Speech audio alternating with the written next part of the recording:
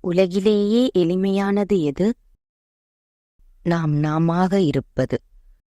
உலகிலேயே கடினமானது நாம் எதுவாக இல்லையோ அதுவாக மாற முற்படுவது. உலகம் பல கட்டமைப்புகளால் நிறைந்திருக்கிறது. ஒரு மதம் மறுப்பதை மற்றொன்று ஏற்கிறது. ஒரு கலாச்சாரம் சரி என்பதை மற்றொன்று தவறென்று கூறுகிறது. இது மனித மனதின் முரண்பாடுகளையே காட்டுகிறது.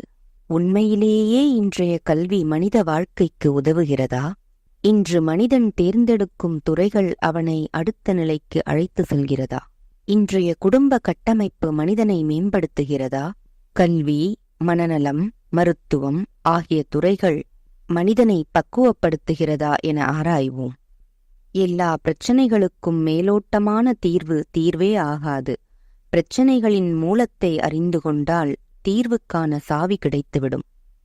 இயலி இன்றைய சமூக பிரச்சனைகளுக்கு மூலத்தை நோக்கி பயணிக்கிறாள். எப்பொருள் யார் யார்வாய் கேட்பினும் அப்பொருள் மெய்ப்பொருள் காண்பதறிவு. நன்றி.